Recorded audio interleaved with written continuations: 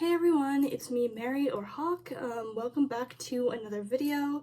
Today I want to talk about a hobby of mine, and that is taking care of houseplants and what I've done that's helped me and things I've learned from my losses, like with my anthurium that I killed. Rest in peace, anthurium, but I did not do well by that plant, unfortunately. But I've had my wins too, like with my Monstera deliciosa. Not the alba variegation, that one I killed too, but the regular one really did thrive, and I got it as a juvenile cutting in some water, like a hydro cutting, and I've been able to grow it in soil to a more mature plant with some, I think, primary fenestrations is the term. Correct me if I'm wrong, like not the secondary fenestrations, but it's beginning to have like holes and slits in the leaves and mature on both sides, and I think that's really awesome.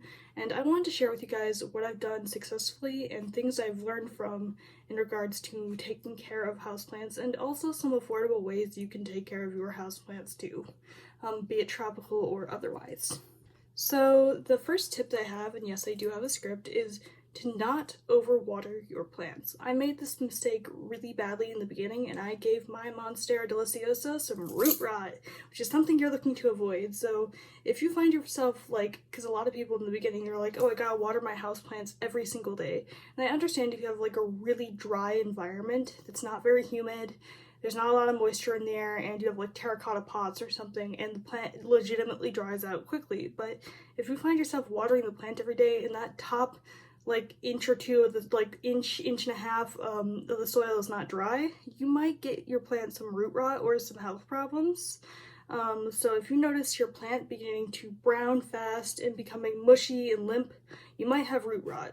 And if you notice this, there is a fix to it before it's too late, hopefully. Fingers crossed, you do have to act quick, so I suggest going to your bathtub, unpotting your plant in the bathtub, rinsing it off in there, and really snipping away with like a pair of cleansed or like clean scissors, like actually dip it in some alcohol or something so it doesn't pass the disease or root rot on to other plants, but use some scissors or some plant shears to snip away at the brown, slimy, mushy roots.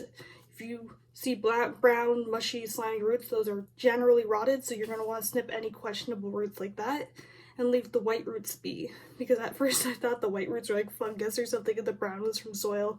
No, that's something I had to learn. I'm just letting you know that if you see the white roots, those are healthy. Leave those be. The brown roots are generally like this, especially if they're sludgy, slimy, mushy. You're gonna want to snip those as far back as you can until the healthy root, like snip off the parts that are like mushy and keep the healthy root is what I'm trying to say. And that is my advice when it comes to watering your plants. Do not overwater. I prefer watering every like week and a half. So it gives the plant time to dry out, and like if it needs a little bit of water between then because the top little bit of the soil is dry, then I will water it further. Also, you can use a chopstick as a moisture meter if you're unsure, because the part that is wet, you'll see how much moisture is retained in the soil and how much of it is dry when you dip a chopstick or like a bamboo skewer into the soil, of course avoiding harming the plant. Number two, my trick for keeping my houseplants nice and healthy and maturing is fertilizer. It doesn't have to be expensive. While I do use some of that pump fertilizer from Miracle-Gro for indoor plants, because most of my plants are indoor tropical plants, you don't have to just use that. Depending on the plant, you can use things like eggshells. You can put that in the soil for some like calcium, I believe it is, and it helps like with drainage, and also some used coffee grounds. Yes. Your coffee grounds can be used as plant fertilizer, especially for plants that like acidic soil. Monstera deliciosas do, from my experience, so I like to add coffee grounds to the soil as an added little perk for the houseplants. But be sure not to fertilize your houseplants too often, because you can give your plants some fertilizer burn, and you do want to avoid that. So ideally, I'd say to, depending on the growing season, of course, maybe especially when it's the growing season, to fertilize your houseplants once to twice a month. So once or twice a month, fertilize those houseplants, be it with like some Miracle-Gro indoor plants fertilizer. That's what I use in addition to coffee grounds. But if you don't want to use that, you can totally use other things like I've heard liquid gold leaf is good, or Super Thrive. I've heard diluted in water is actually really good for your plants. So you can use a lot of things for plant fertilizer. It doesn't have to be expensive. You can just use like eggshells and coffee grounds, and you can be thrifty that way. You don't have to buy the expensive fertilizers if you don't want to, but hey, if you want to, that's totally up to you. I'm just saying it doesn't have to be expensive. So for tip number 3, when it comes to pests, they like to really hide out on the undersides of leaves, and sometimes misting it can help with like thrips and spider mites, but always check the undersides of the leaves because that's where pests like to hang out especially. But I like to use neem oil and some pure Castile soap like Dr. Bronner's to prevent and kill pests. Likewise, you can use some of that systemic granules. I think I have some up here, but I can't see it like up above where you can see on my desk. I do have some systemic granules so I can sprinkle it in the soil to kill eggs. Obviously be careful if you have pets or children that'll like dig around in the soil, but like at the very least neem oil and some whatchamacallit, Dr. Bronner's Castile soap can make a very good insecticidal mix for your houseplants. And luckily neem oil can be mixed with water, so be sure to do that because that's actually really helpful for plant health, I've found. So again, my third tip is to use neem oil, systemic granules, and or Dr. Bronner's pure Castile soap or some other pure Castile soap as a mist to prevent and kill any pests that might be on your plants. As in addition, sometimes like misting your plants occasionally, not too often, can help prevent things like spider mites and thrips in general, just like water.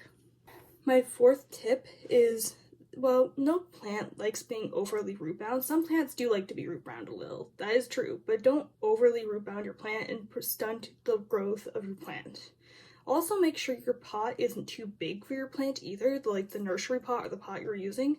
I'd say finding something that's a happy medium between the two, something too big or too small is really good for your plant, something just right. I know that sounds pretty obvious, but if you have something too big for your plant, that can contribute to root rot because there's so much extra moisture in the soil compared to where the roots are, and that can lead to rotting of the roots, and nobody wants their plants dead unless they really like dead plants for some reason. Like I get if you're drying out a leaf or something, but I think we take care of houseplants to try to keep them alive and thriving and maturing. So having something that's not too big or too small, just a happy medium, is always ideal for your plant. And you know, if you don't want to go bigger this way for your plant, you can always go longer when it comes to your plant, especially if you're doing something like a moss pole, like a DIY moss pole. It kind of extends the pot, but I don't do that, but like something like that can actually really help when it comes to encouraging more plant growth and root growth with your plant. Making sure it's not too root bound and not too big is very important to keeping your plants happy and healthy. And my fifth and final tip is humidity. A lot of tropical plants really thrive on humidity, and I use like an essential oil diffuser, like one of the misting ones, as a humidifier in the winter, especially because the heater that's in my room runs really high for some reason. Like I can have it on the lowest setting, it's like, oh, I'm in a furnace, you know? So like it really dries out the air. And so I keep my essential oil diffuser on for at least like 20 minutes or like twice a day or something at most, so that my plants get the humidity they need, because many of my plants are tropical plants, and tropical plants often like a lot of humidity, and I think that's where I went wrong with my anthurium, not giving it enough humidity, because that thing was killed dead. But you know, keeping the area nice and humid, especially if you have tropical humidity loving plants, is very important. So using something as simple as an essential oil diffuser or a little small humidifier right near your plants can make a difference in your plant's health. So it can help a lot. Make sure that the leaves aren't crisping and browning. I guess like another tip I have that's kind of an adjacent tip to all these, sixth bonus tip, is to make sure your plant is getting a lot of light, but not too much to where it bleaches or burns the leaves.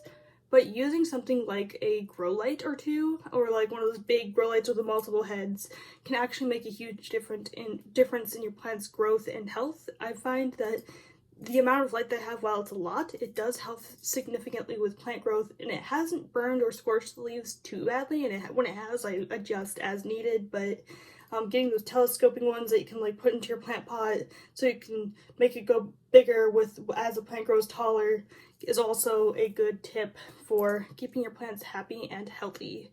So I hope these tips were helpful for you guys. Just to recap for those who didn't want to listen too far, 1, don't overwater your plant and try to prevent root rot, and I told you how to deal with it. 2, fertilizing the plant once or twice a month can really help, especially during the growing season. 3, using neem oil, systemic granules, and pure Castile soap can really help with pest treatment and prevention. 4, make sure your plant pot, like the nursery pot that your plant's in, isn't too big or too small, so it's not too root bound and it's not getting root rot either. 5, have humidity sources like a humidifier or essential oil diffuser. And I believe 6, and my ADHD is making it hard for me to remember, but 6 was something about light. So I hope that made sense. I hope this was helpful. Stay planty, stay happy, stay healthy. I hope you enjoyed. This is Hawk signing out. Thank you for coming along with me on this part of my journey.